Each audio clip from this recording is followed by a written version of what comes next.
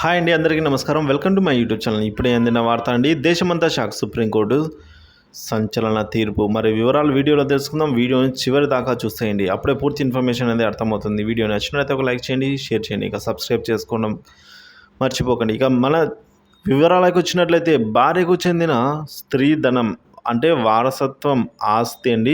పెళ్లి సమయంలో పుట్టింటి వారు ఇచ్చే ఆస్తిని.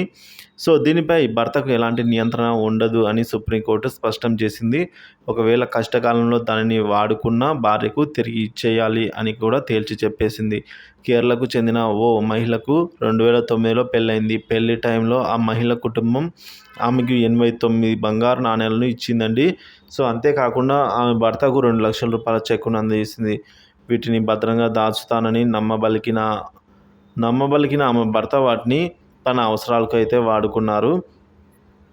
మరి కొన్ని రోజులకు ఈ విషయం తెలియడంతో ఇద్దరి మధ్య గొడవలు అయితే స్టార్ట్ అయ్యాయి.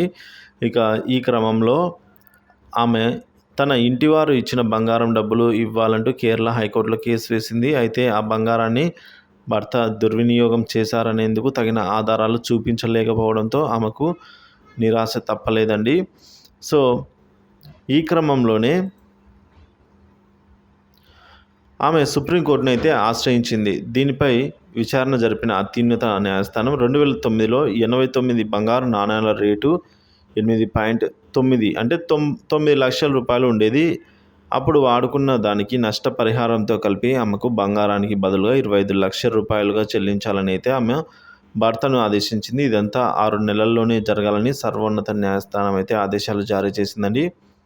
సో మరి చూసుకోవచ్చు, ఇది ఒక సంచలన తీర్పు. సుప్రీంకోర్టులో సంచలన తీర్పు అండి.